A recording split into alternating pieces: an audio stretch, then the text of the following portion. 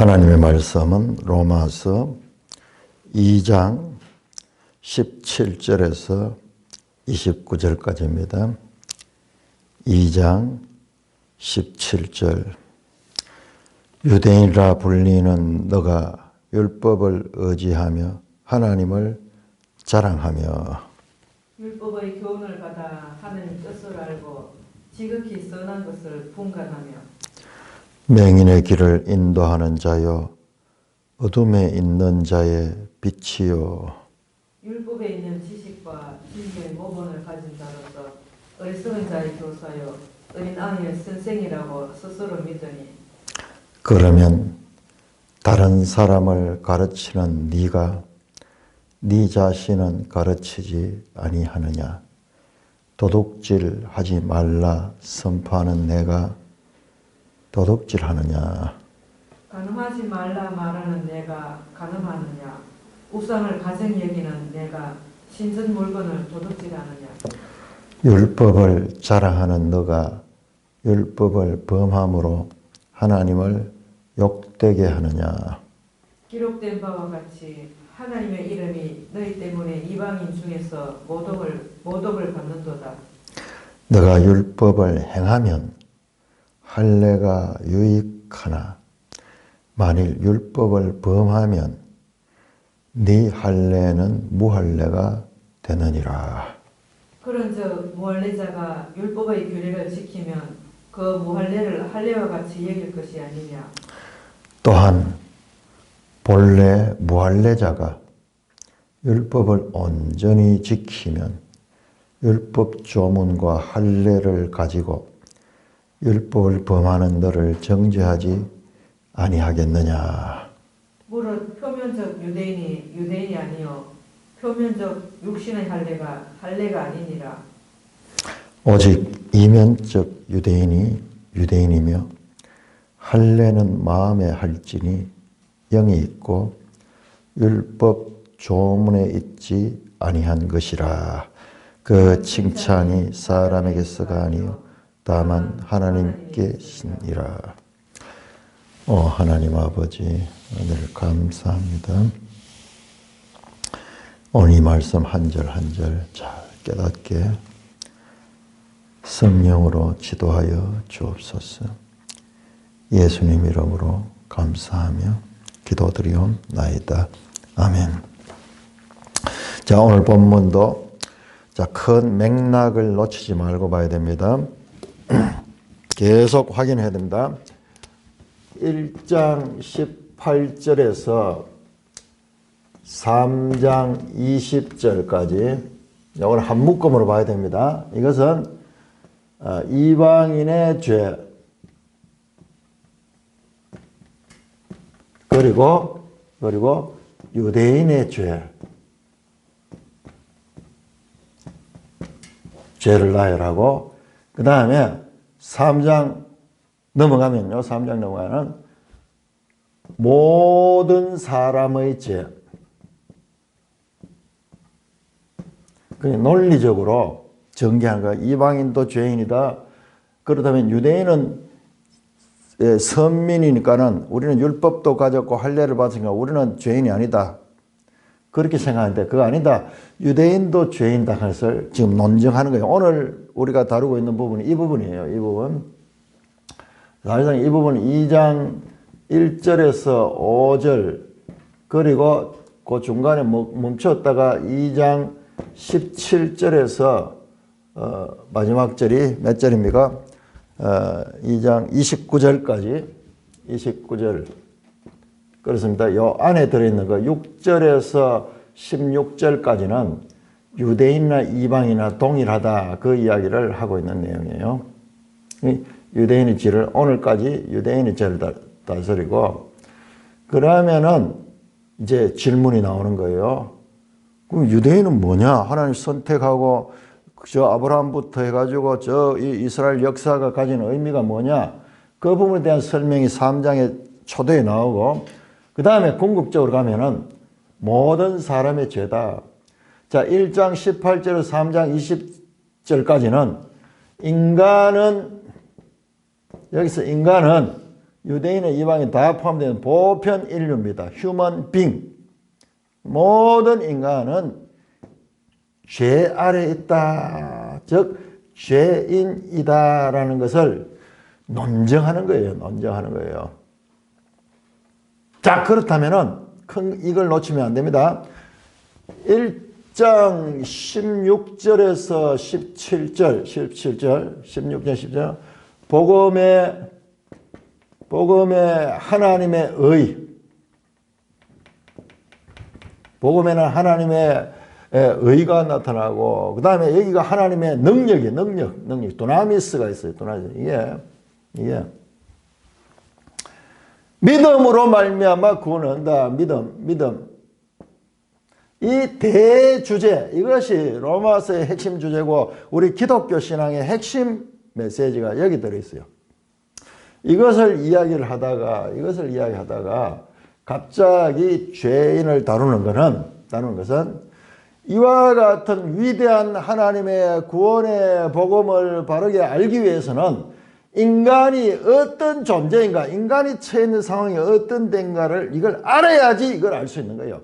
그래서 3장 20절에 이 내용이 끝난 다음에 우리가 한번 내일 모레쯤 되겠네요. 모레쯤 나오겠는데 3장 21절부터 4장 마지막 절까지 4장 25절까지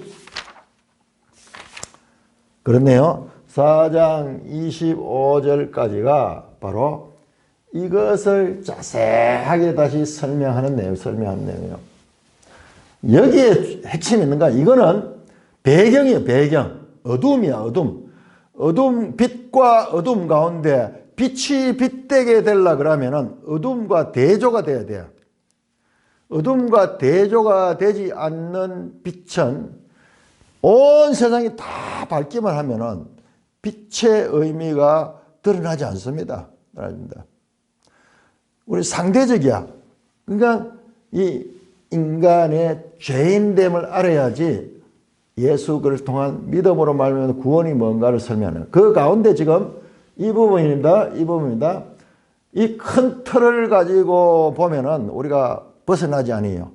로마서 내용이 명확하게 가르치는 것이 드러나는데 이 틀을 가지지 못하고 보면은 비슷하게는 가지만 명확한 이해가 안 돼.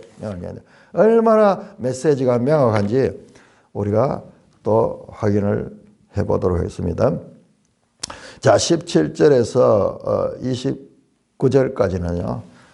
유대인의 죄에 대해서 더 명확하게, 이거는 우리 앞에서 이게 유대인을 가리키는 거냐 모든 사람을 가리키느냐 조금 이 논쟁이 있다 그랬죠. 그런데 저는 2장 이 전체가 2장의 요 중간에 요 6절에서 16절을 빼고는 이것도 유대인 그것을 이야기하면서 설명하면서 유대인과 이방인을 대조한 거예요. 궁극적으로는 유대인을 가르치기 위해서 이방인을 건 거예요. 유대인은 다르냐? 그렇지 않다. 이방인이나 유대인을 갖다. 그 율법 없는 자가, 유대인은 율법을 가진 자고 이방인은 율법이 없는 자인데, 그런데 그들과도 유대인들이 똑같은 것이 뭐냐? 그들도 마음에 새긴 율법이 있다. 그 이야기를 하면서 결과적으로는 그 이야기도 그 이방인과 유대인이 동등하다는 것을 설명하기 위해서 여기에 이방인과 동시에 말하고 있지. 전체적으로는 유대인의 죄에 대한 이 단락 속에 포함이 됩니다. 자, 그런데 제가 시작할 적에 이게 유대인을 가리킨다는 것을 더 확실하게 되는 것은 여기서부터 갑자기 인칭이 말이죠.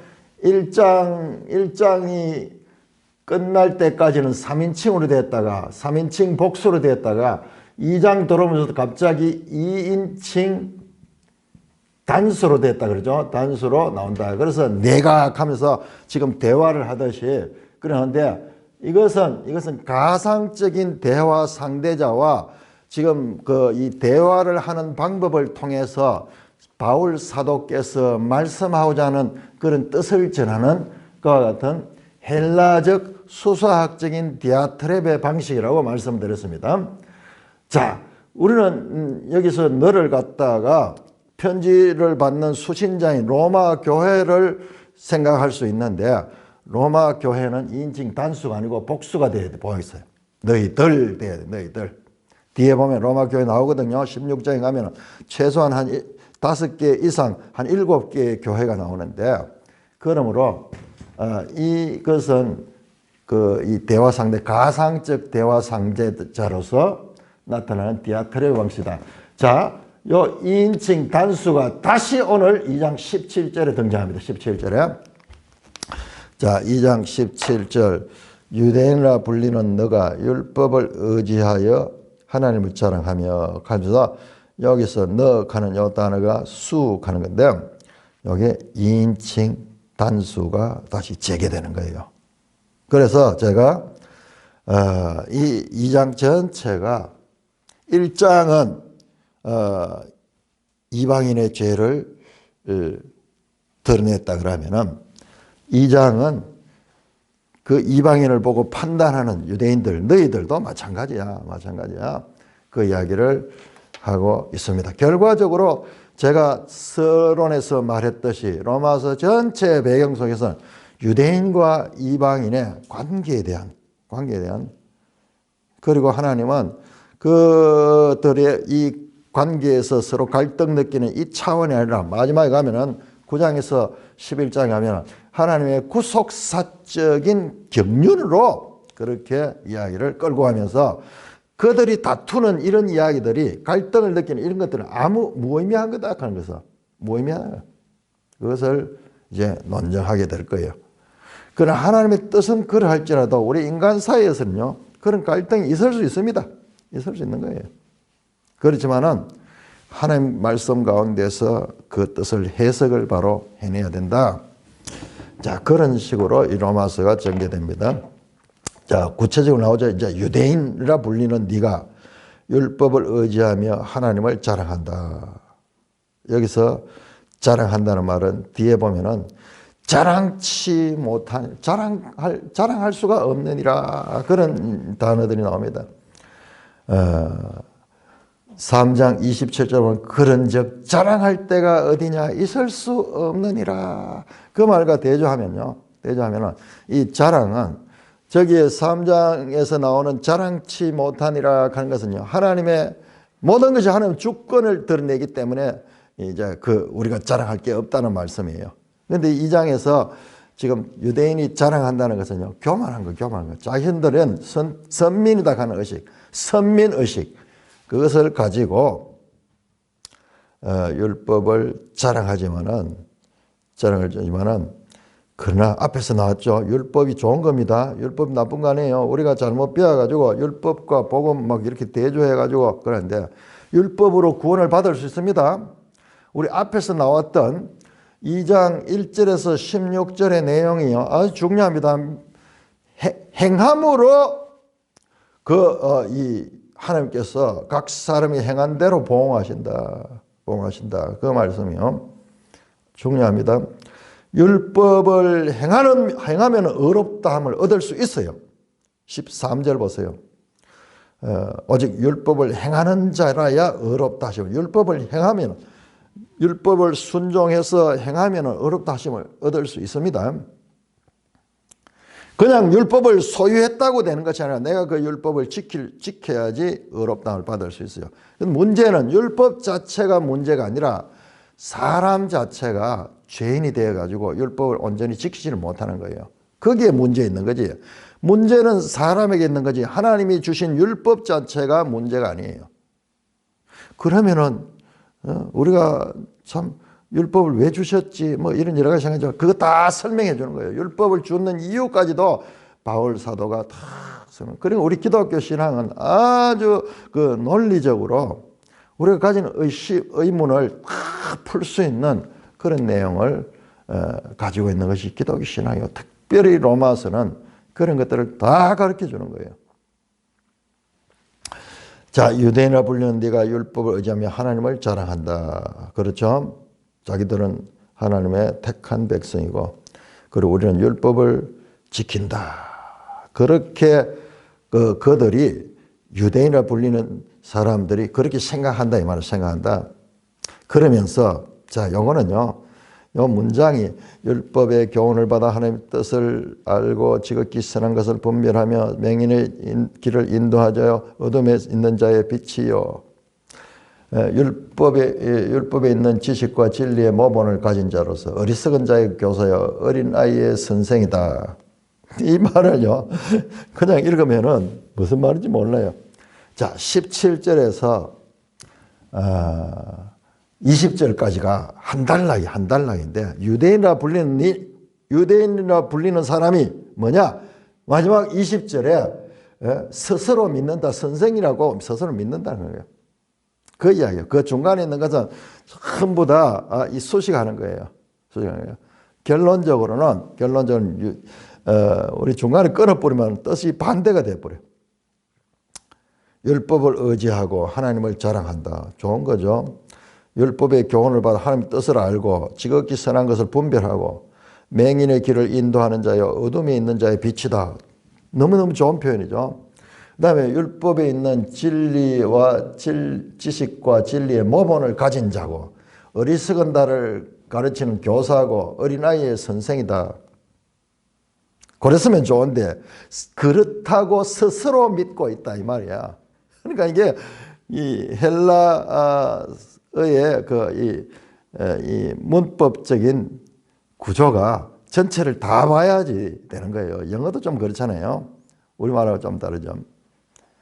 잘못하면 오해하는 거예요. 앞에 중간에 끊어버리면은 지금 유대인들의 칭찬하는 것 같은데 결과적으로 이 단락은 21절까지 단락은 유대인들의 자기의를 지금 고발하는 거예요. 너희들은 이렇다 그렇게 생각하고 있다. 그렇지만은 그러면 21절에 역전 접속사 나와가지고 그러면서 너희가 선생이면서도 너희는 행하지 않고 율법을 가지고 있다면 율법을 범하고 있고 이것을 설명하면서 너희들이 자랑할 것이 아무것도 없고 너희들이 의롭다함을 받을 수 없다 너희들도 그런 논정으로 나가기 위한 지금 과정입니다. 유대인들이 자기들은 의롭다고 스스로 믿고 있다 그 말이에요. 그 의롭다고 하는 것이 뭐냐? 율법을 의지하고 하나님을 자랑하고 이 하나님의 뜻을 알고 선한 것을 우리는 분별할 수 있고 맹인들 참 세상의 그 맹인들을 그 인도하는 자고 어둠에 있는 자에 우리가 빛의 역할을 하고 율법에 있는 진리와 지식의 모범을 가진 자로서 어리석은 자의 교사요 어린아이의 선생이라고 그렇게 자기들이 스스로 생각하고 있다는 거예요. 여기서 스스로 믿으니 가는 단어가 중요합니다. 20절에 선생이라고 스스로 믿으니 원어상으로 페포이타스테 시 아우톤 가는데 이 아우톤이라는 말이 여기 로마서 아주 중요합니다. 아우톤 가는 거는 영어로 셀프예요. 셀프 스스로.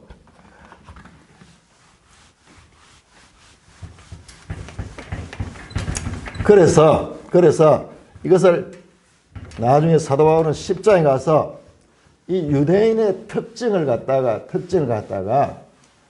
정리를 해서 이렇게 자기의라 하는 표현,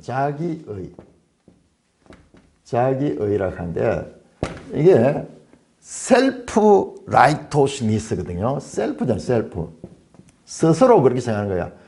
하나님의 의가 아니고 스스로 그렇게 생각하는 셀프 라이토스니스.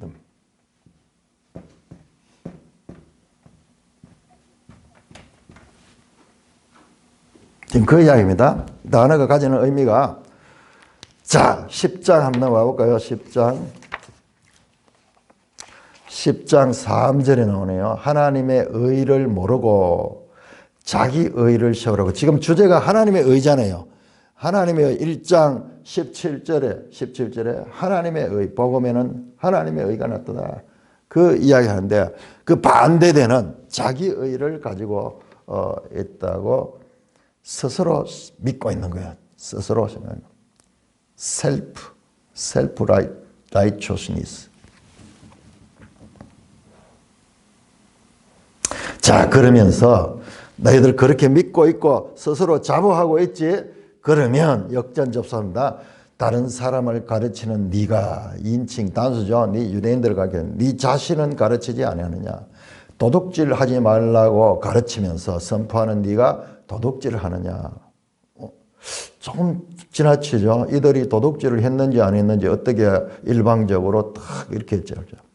이 말씀은요. 이 말씀은 우리가 마태복음에 예수님의 이 말씀 내가 율법을 완성하러 왔다 하는 거 도둑질하지 마라 하는 그 표면적인 그 이전에 탐심을 가진 것도 도둑질이잖아요.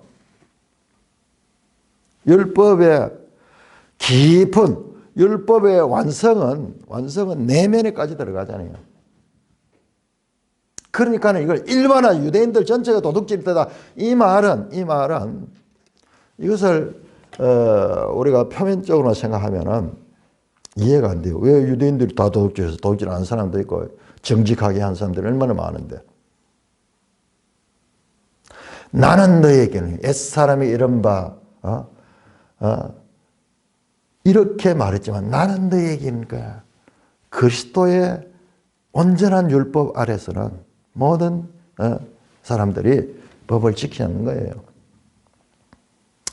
22절입니다. 간음하지 말라 하는 내가 간음하느냐. 아니 유대인들이 어떻게 다 간음했다고 해요. 마태복음에 나왔죠. 음욕을 품는 자마다 간음했다. 그러니까 이게 일반화시키는 거예요. 일반화시키는 거예요. 자, 뒤에 가면은 궁극적인 내용이에요. 표면과 궁극 나오죠. 표면적인 것과 이면적이다 하는 이면적이라는 말이 나오는데 이면적. 이거는요. 숨겨진 거. 이건 드러난 거, 비시블한 거. 보이는 것이고 이거는 unvisible. 이것은 현상적이고 이것은 궁극적인 거. 여기까지로 이어지는 거예요. 그래서 바울이 지금 그와 같이 담대하게 말합니다. 아니 유대인들 가운데 유대인들이 왜 다 간음을 해요? 우상을 가정에 있는 여가 신전 물건을 도둑질하냐. 조금 해석이 쉽지 않죠. 신전 물건을 도둑질하냐. 자, 이것도 마태복음으로 보면요. 그 성전을 갖다가 강도의 소굴로 만들었다. 그리고 마태복음적인 관점을 가지고 보지 아니하면은 여기 와서 우리가 막혀버려요. 이어지는 내용에서 쭉 그게 나옵니다. 이게 다 나옵니다. 율법에 대해서도 예수님의 가르침과 동일합니다.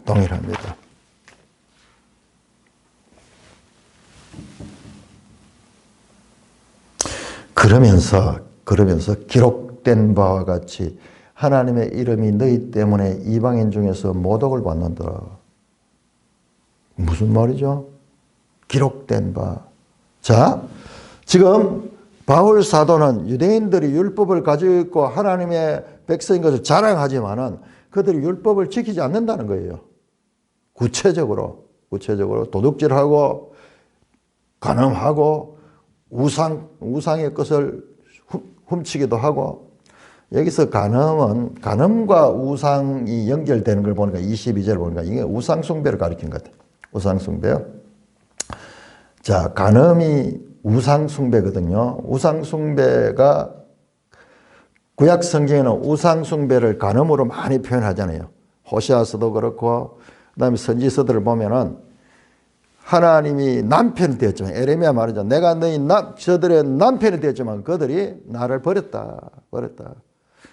혼인관계에 있는 상태로서 그렇게 이해하는데 버렸다. 그러니까는 22절 부분은 우상숭배와 간음이 연결이 되는 것 같아요. 결국은 문제는 뭐냐? 율법을 자랑하는 내가 2장 17절에서 하나님을 자랑하고 율법을 자랑했잖아요. 자랑하는 네가 율법을 범함으로써 오히려 하나님을 욕되게 하느냐. 기록된 바와 같이 하나님의 이름이 너희 때문에 이방인 중에서 모독을 받는다. 자, 제가 이번에 로마서를 하면서요, 이런 인용 있잖아요. 로마서의 인용구. 어디 와가지고 한 절을 떡 띄워가지고 뭐 자기가 말하고자 하는 논리에다 갖다 붙여가지고 합리화시키는 듯한 그런 느낌이 들 때가 많이 있어요. 구약을 인용할 적에.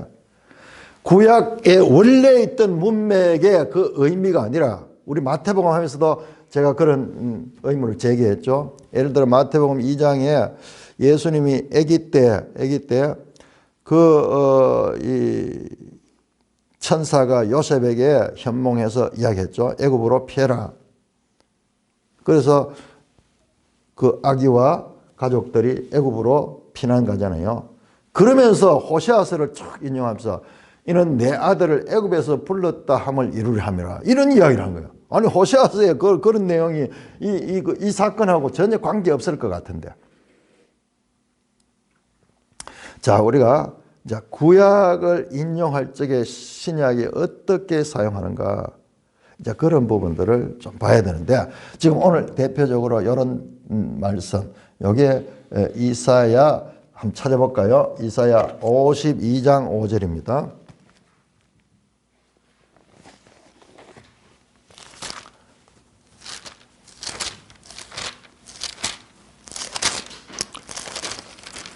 이사야 52장 5절 보세요. 그러므로 이제 여호와께서 말씀하시되 내 백성이 까닭 없이 잡혀갔으니 내가 여기서 어떻게 하라. 여호와께서 말씀하시니 그들을 관할한 자들이 떠들며 내 이름을 항상 종일토록 더럽히도다. 자, 이 말씀이에요.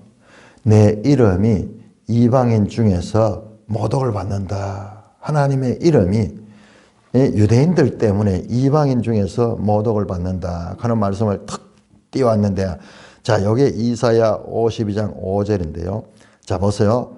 52장 5절을 이 5절을 보니까는 내 백성이 잡혀왔다. 포로된 것이에요. 포로된 것. 이방인에게 포로된 상태를 가리키면서 이방인 중에서 하나님이 모독을 받는다. 그렇게 이야기한 거예요. 자, 이스라엘이 왜 포로가 됐습니까? 물론 이사야는 포로 전에 선지자지만은 이게 예언이니까는 장차 일어날 그 상태를 이야기한다. 이스라엘이 왜 바벨론 포로가 됐습니까? 이스라엘이 왜 바벨론 포로가 됐어요? 여러분 이거 잘 알아야 됩니다. 하나님이 이스라엘 백성은 함께 하시기 때문에, 하나님이 함께 하시기 때문에 이스라엘 백성은 늘 가나안 땅에 들어갈 때도 연전연승하고 하나님과의 관계만 바르면은요, 가는 곳마다 자기들이 정복할 수 있습니다. 그러나 하나님 관계가 깨지면 하나님께서 복을 주지 아니에요. 자, 신명기 28장에 이 율법을 잘 순종하면 너희가 복을 받고 들어가도 복을 받고 나라도 복을 받고 농사짓는 것은 풍성하게 될 것이고, 그러면서 물질적인 복에 대해서 이야기를 합니다. 그러나 28장 15절에서 그 뒤에 60 몇 절까지가 전부 다가 저주인데 뭐냐, 불순종하면 받는데 불순종의 극치가 뭐냐 하면 이 나라에서 쫓겨나가지고 저 남은 나라에 심겨진다. 그리고 여러 가지 이 저주를 받아서 고통 가운데 농사지도 다른 사람들이 와서 다 빼들어갈 것이고, 먹을 것이 없어 굶주릴 것이고, 마지막에는 그 나라에서 뽑아가지고 이방 나라로 보낼 것이다. 포로된 이유를 알아야 돼요. 이유가 뭐냐 하면 불순종. 율법이 없어서 불순종이 아니라 율법을 가지고 있지만 율법을 불순종하므로 말미암아 저주를 받는 거예요. 형벌이 이게 율법에 의한 벌이에요. 율법에 나와서 신명기 28장 15절에서 그 이하 15절 이하 60 몇 절까지 이 전체 다가 불순종에 오는 형벌을 가리키고 있고, 지금 그 말씀대로 바벨론 포로가 됐는 거예요. 그러니까 지금 여기서 말씀하는 건 너희가 불순종했다.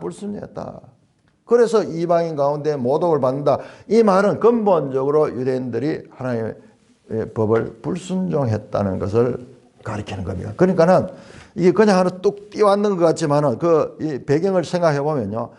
정확한 핵심 메시지.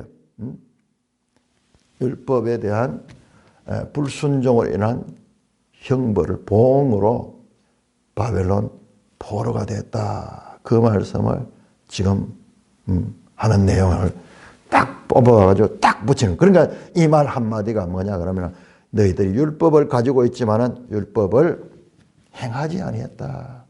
그러니까는 그것이 그들의 죄고 그들의 나라 전체가 망하는 이유가 율법과 하나님과의 말씀에 대한 율법에 대한 불순종의 결과다. 그러니까 이 이스라엘은 하나님의 나라잖아요. 하나님 나라. 그래서 이스라엘과 이방 나라 온 세상을 그렇게 구분하는 것도 그와 같은 유일한 하나님 구약의 하나님 나라이기 때문에 그런 자부심을 가지고 있었는 거예요. 그런데 그들이 그 하나님의 법을 어겼을 적에 그들이 지금 징계를 받는 것이고 그것도 이방인들에게 포로돼 가지고 그 하나님 이방인들의 이스라엘 포로된 거 하나님이 모독을 받는 거예요. 하나님이 모독을 받는 거예요. 그 말씀입니다. 자, 그러면서 다시 25절 네가 율법을 행하면 할례가 유익하나 만일 율법을 범하면 네 할례는 무할례가 되느냐. 다시 이야기하죠. 율법을 행하면은 네가 그것이 유익한 거다. 그리고 할례를 지금 이야기합니다. 유대인의 표징이죠. 유대인의 표징이 안식일, 그다음에 할례, 그다음에 율법을 가진 거 이게 전부 유대인들. 지금 유대인들의 이 특권을 이야기하면서 그럼에도 불구하고 유대인들은 율법을 행해야 된다. 그냥 소유만 가지고 되냐 한다. 너희가 율법을 행하면 할례도 유익하지만은 만약 율법을 범하면 할례가 무할례다. 지금 유대인을 지금 지적하는 거예요. 유대인들이 율법을 소유만 하고 있고 그다음에 할례를 받았다고 해가지고 의롭다 되는 것이 아니고 그것을 지키고 할례 받은 자다운 율법을 행하는 삶을 살아야 된다. 그 말씀을 하고 있습니다. 여러분 이런 말씀을 강조하는 배경에는요. 유대인들의 그 당시에 유대인들이 가진 고정관념을 생각해야 돼요. 유대인들의 이 전하는 책에 보면 유대인 랍비는 이렇게 말합니다. 할례 받은 자는 지옥에 가지 않는다. 할례 받았기 때문에. 이런 사상을 가지고 있는 거예요. 이런 가르침들이 쭉 가 있는 거예요. 율법의 소유가 그들을 의롭다 하지 못하고 율법을 행할 적에 의롭다함을 받을 수 있듯이 할례 유무가 의로움의 이 증거가 될 수 없다.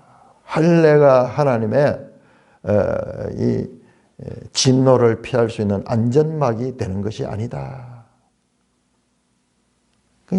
이 구약의 한계죠. 구약의 한계는 표면적인 거 계속 드러난 걸 가르치죠. 형식과 내용의 일치가 없으면 하나님의 의에 이룰 수 없다. 그래서 마태복음에서 이 율법의 대표자인 서기관과 바리새인들 갖다 외식하는 자요. 형식에만 표면만 가지고 있다. 내용이 없다. 겉은 회칠한 무덤 같다. 겉으로는 경건하지만 속에는 썩어 있는 그 상태. 그러니까 이 마태복음을 통해서 유대인의 한계를 예수님께서 계속 지적했는 거 지금 같은 맥락에 연속되는 거예요. 율법과 할례의 유익은 소유에서 오는 것이 아니라 그 행함에 있다. 특권만 가지고 있는 것이 아니라 그와 같은 특별한 구별된 그런 표시들은 행함을 통해서 완전하게 되는데 행하지 않고 그냥 소유만 했다. 우리는 선민이다.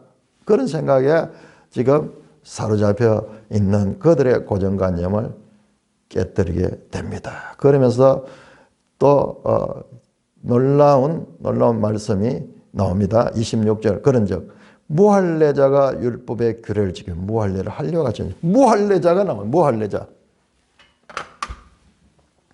자, 어제는 2장 몇 절입니까? 2장 16절. 2장 16절에 마음에 새긴 율법이라는 처음 들어보는 이야기는 처음 들어보는 이야기가. 자, 율법은 줄적에 돌판에 십계명 같은 거 돌판에 새겨졌고 나중에 다 기록해서 줬는데 마음에 새긴 율법이라는 개념이 등장했죠. 오늘 일단 무할례자가 등장하는데 이 무할례자는 뭐로 연결됐냐 그러면은 마음의 할례와 연결돼. 마음의 할례. 할례는 결론적으로 가지고 그렇게 나옵니다. 결론적으로 이렇게 갑니다. 29절에 보니까는 할례는 마음에 할지니 마음의 할례를 이야기. 마음의 할례. 지금 그러니까는 율법 문제를 가지고 그리고 할례 문제를 가지고 유대인들은 이것이 그들의 특권으로 생각하고 이것을 가지고 있기 때문에 우리는 의롭다함을 받는다. 하나님의 진노에서 우리는 벗어날 수 있다. 이런 생각을 가지는데 이게 아니다. 그게 아니고 진정한 율법은 마음으로부터 이 행하는 것이어야 되고 그 다음에 할례도 표면적인 것이 아니라 마음의 할례를 가리키고 있는 거예요. 그러니까는 우리가 알아야 되는 게 구약의 한계. 구약은 뭐를 갖냐? 표면적이에요. 표면적. 이것은 마치 뭐와 같은 시와 같은 거. 시는 그 자체로서 완성된 것이 아니고 이것이 나중에 자라냅니다. 이건 궁극적으로 어디로 가냐? 표면적인 이면적인 거. 이면적인 게 보이지 않는 거에 마음으로까지 연결. 마음으로. 이게 새 언약과 옛 언약의 차이죠. 이것은 옛 언약. 다 눈에 보이는 복이에요. 새 언약은 마음으로부터 오는 그와 같은 믿음 그리고 행함 이런 것들 전부 마음으로부터. 이것은 드러나기만 하면은 다 되지만은 이것은 드러나지 않는 상태까지도 이 다루고 있는 그런 영역이다 이 말이에요. 영역이다 이 말. 그래서 여기에서도 성경의 구원 계시의 발전성, 보이는 것에서 보이지 않는 것으로 옛 언약에서 새 언약으로 발전이 나오는 거예요. 그래서 지금 무할례자가 율법의 규례를 지키면 무할례를 할례와 같이 얘기해요. 할례 유무와 관계없이 할례가 없는 이방인들도 율법을 지키면은 우선 할례 받은 자들하고 다를 바가 없다. 그러니까 어떤 면에서 할례 무용론이 나오는 거예요. 할례 무용론. 그러니까는 질문이 나오는 거예요. 3장 1절에 보면 그럼 뭐냐? 왜 할례를 하라고 그렇게 해서 유대인들은 할례를 그렇게 중요하게 다루고 있고 율법도 좋은데 율법 유무가 문제가 아니라면 도대체 이건 뭐냐? 그 질문이 나오는 거예요. 유대인 도대체 뭐냐? 그 질문은 3장에서 나오는 거예요. 그러니까 완전히 지금 고정관념을 뒤집어 엎어버리고 코페르니쿠스적인 그와 같은 사고의 체인지를 지금 제시하고 있는 거예요. 결론적으로 가서 29절은 할례는 마음에 하고 그 다음에 영으로 하는 거고 율법 조문에 있지 아니한 것이다. 그리고 그 칭찬이 사람에게서가 아니요 다만 하나님께서입니다. 이것도 아주 중요합니다. 아주 중요합니다. 사람에게서 나온 것이 뭡니까? 20절에 보니까는 스스로 자기들이 믿었던 거지 하나님이 인정한 것이 아니에요. 이 영으로 하는 할례는 하나님이 하시는 할례예요. 사람으로부터 나오는 것이 아니고 하나님께로부터 오는 것. 하나님이 인정하는 것. 그러니까 이게 하나님의 의야. 하나님의 의야.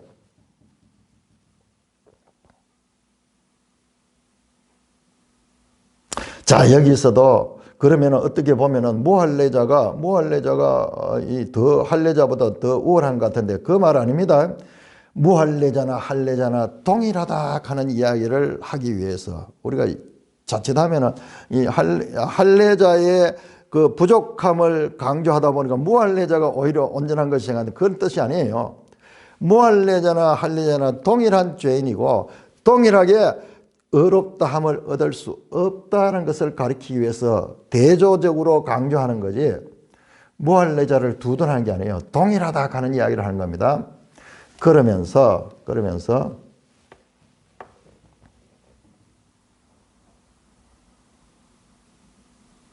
27절 보세요. 본래 무할례자가 율법을 온전히 지키면 율법 조문과 할례를 가지고 율법을 범하는 데를 전제하지 않겠나. 무슨 말이에요? 이방인이잖아요. 무할례자. 이방인이 하나님의 법을 지킨다. 그러면은 유대인 율법 조문과 할례를 가지고 있지만은 율법을 지키지 아니하는 소유하고 있지만은 율법을 지키지 아니하는 유대인들을 정죄할 것이다. 이방인이 유대인을 정죄할 것이다. 자, 이거 강조입니다. 강조지. 이걸 하나의 원리로 보면 안 됩니다. 원리가 아니고 이게 예수님이 쓰시던 말씀하신 그 방법이에요. 자, 우리 마태복음 12장 한번 돌아보죠. 마태복음 12장. 자, 예수님의 말씀과 어떻게 바울 사도의 말씀이 일치되는가? 일치되는 거 보세요. 마태복음 12장 41절. 심판 때에 니느웨 사람이 일어나 이 세대의 사람을 정죄하니 그들이 요나의 전도를 듣고 회개하였구나. 자, 이스라엘 백성들은 하나님을 전해도 받아들이지 않는데 요나가 니느웨에 가서 이방인들이 그 가서 이 복음을 전하니까는 회개하라고 전하니까 그 사람들 다 회개했잖아요. 그 말은 뭐냐 그러면은 유대인들은 회개를 가르쳐도 회개하지 않는데 이방인들은 회개했단 말이야. 그렇다면 심판 때 이방인들, 니네의 사람들이 오히려 이 세대의 사람들을 정죄할 것이다. 그 표현을 그대로 가져왔잖아요. 그 표현을. 그 다음에 42절. 심판 때 남방 여왕이 일어나 이 세대 사람을 정죄하리니 이는 그가 솔로몬의 지혜라는 말을 듣고 땅끝에서 봤어요. 솔로몬보다 더 큰 이가 있다. 자, 이 세대 사람들은 예수님이 말씀을 전해도 듣지 않았지만은 그러나 저 솔로몬 시대의 남방 여왕이 그 먼 길을 솔로몬의 지혜를 들으려고 솔로몬의 지혜를 들으려고도 저 먼 길에서 왔었는데 이 세 사람은 솔로몬의 궁극적 실체인 예수님이 와서 참 지혜를 가르친도 불구하고 예수님을 배척했다. 그러면은 저 과거 솔로몬 시대의 남방 여인이 이 세대 사람을 심판하지 않겠느냐. 그 말씀입니다. 그 말씀입니다. 똑같잖아요. 율법 없는 자들이 오히려 율법을 가지고 있지만은 범하는 너를 정죄하지 않겠느냐.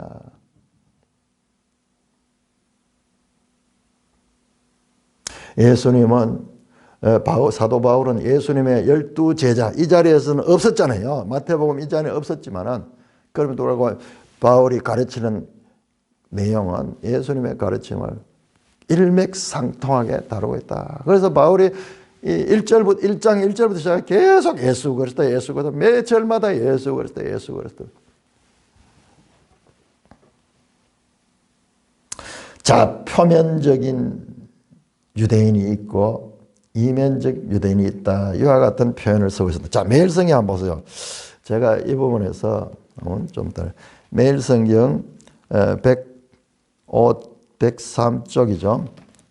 103쪽에 아래에 보면은 주석이 나오는데 29절 이면적 유대인은 옛 언약 율법 아래 살던 사람 가운데 율법에 충실한 사람을 가리킨다. 구약에도 마음에 할례를 받은 자들이 있다. 표면적 유대인과 이면적 유대인을 이야기를 하는데 여러분 동의됩니까? 그 표현이 지금 동의가 됩니까? 무슨 말인지 모르겠습니까? 제가 봤을 때는요, 지금 잘못 알고 있어요. 잘못 알고 있어요. 자, 그래서 제가 중요한 게 큰 주제, 자, 유대인과 이방인 주제가 계속 연결된다고 그랬죠. 그래서 어제도 나왔던 말씀에 2장 전반부에 그 율법과 마음의 율법. 자, 이건 유대인, 이건 이방인입니다. 자, 할례도 먼저 할례와 부할례. 자, 이것은 유대인, 이건 이방인으로 나가는 거예요. 이방인으로 나가는 거. 결과적으로는 이 큰 기본 구조에서 벗어나지 않는데 지금 유대인들 가운데 이면적 유대인이라고 그러니까 이 말은요. 이 말은 할례가 그냥 표면을 가르치지 않듯이 이면적 이 유대인이라는 말도 눈에 보이지 않는 할례듯이 유대인이 아닌 유대인이 누구예요? 하나님의 택함을 받은 자예요. 유대인 이스라엘은 그 가시적인 구약시대 하나님의 택함을 받은 자지만은 이 유대인이 아닌 이면적, 표면적, 이것은 표면적이고 이것은 이면적이잖아. 이면적은 숨겨진 거예요. 혈통적으로, 표면적으로, 지리적으로 이 유대인을 가리키지만 이것은 전 세계 열방에 흩어져 있는 하나님의 택함을 받은 백성을 가리키는 거예요. 여기에 궁극적이야. 자, 여기에 나가기 위해서는 뭐로 되느냐? 29절 보세요. 29절에 할례는 마음에 하는 것이 이게 진정한 할례고 그 다음에 이것은 율법 조문이 아니고 영으로 하는 거다. 영으로. 이거는 율법 조문이고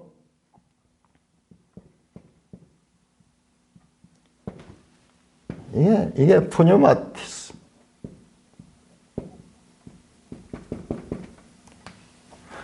자, 이게 성령으로 받는 할례예요. 성령으로 받는 할례. 이게 바로 마음의 할례예요. 마음의 할례. 마음의 할례. 자, 보십시다. 이게 구약 성경부터 계속 예언되어던 말씀입니다. 자, 신명기 30장.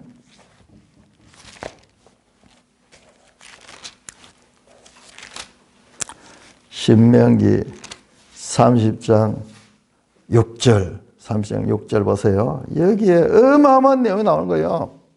신명기 30장 6절에 하면 이와 같은 관계에 대한 것이 미리 다 말씀이 되어 있어요. 그러니까 성경 속에서는 이와 같은 이 상태에서 이 상태로 발전하게 될 것을 이게 가다가 발전된 것이 아니고 이게 원래 계획 속에 이게 하나님의 계획 속에 있었던 거예요. 자, 30장 보세요. 30장 1절 보세요. 내가 너에게 진술한 모든 복과 저주가 내게 임함으로 네가 하나님 여호와의 쫓겨간 모든 나라 가운데. 자, 이게 무슨 말이냐 그러면은 앞에 나왔던 순종하면은 복을 받고 불순종하면 저주를 받는다는 율법에 대한 관계입니다. 그런데 결과적으로 안 된다 하는 걸 알고 있어요. 왜냐 그러면은 저주를 받는다는 걸 알고 있어요. 왜냐 그러면 30장 1절은 쫓겨간 모든 나라, 이 쫓겨갔다는 자체가 불순종으로 인한 형벌이거든요. 결과적으로 그들이 안 된다는 걸 알아요. 그게 안 된다는 거 압니다. 성경은요. 그런데 2절입니다. 너와 네 자손이 내 하나님 여호와께로 돌아와 내가 오늘 네게 명령한 것을 온전히 따라 마음을 다하고 뜻을 다하여 여호와의 말씀을 청종하면은 내 하나님 여호와께서 마음을 돌이켜 너를 긍휼히 여기사 포로에서 돌아낸다.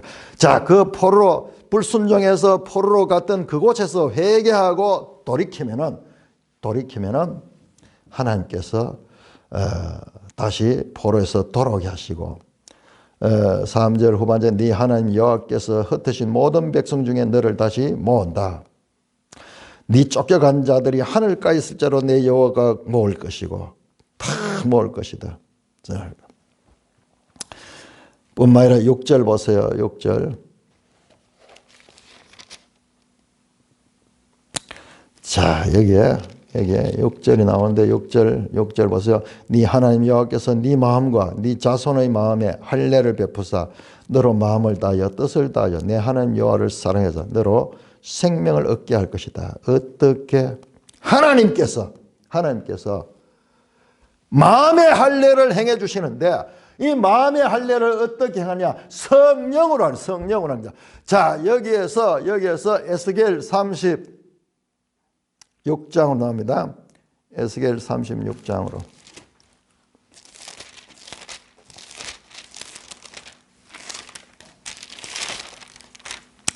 에스겔 36장 25절, 26절 또 새 영을 너희 속에 두고 새 마음을 너희에게 주되 너희 육신에서 굳은 마음을 제거하고 부드러운 마음을 주며 또 내 영을 너희 속에 두어 너희로 내 율례를 행하게 하리니 너희가 내 규례를 지켜 행할지라.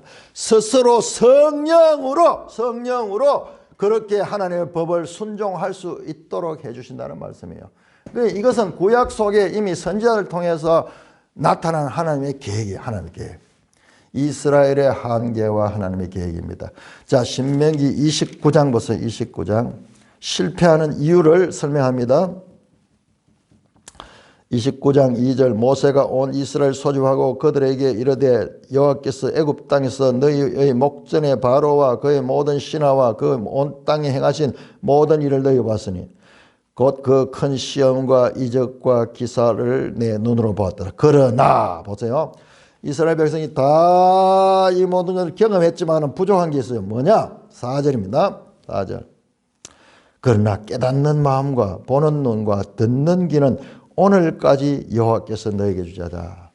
깨닫는 마음, 보는 눈, 듣는 귀, 이것을 하나님께서 주시지 않았기 때문에 이들이 이것을 그대로 행할 수 없는 거예요. 행할 수 없는 거예요. 들어도 진정한 의미를 깨닫지 못하고 보아도 제대로 볼 수 없고 깨닫지 못하는 이 상태, 이것은 하나님이 지금까지 주지 않았다. 이게 뭐냐? 이 마음의 할례를 행하는 거, 마음의 할례가 이게 30장 6절에 나오는 거예요. 마음의 할례를 행하는 거. 자, 이 부분에 대한 말씀은 구약의 에레미야서 또 여러 번 나옵니다. 자, 에레미야 4장 4절.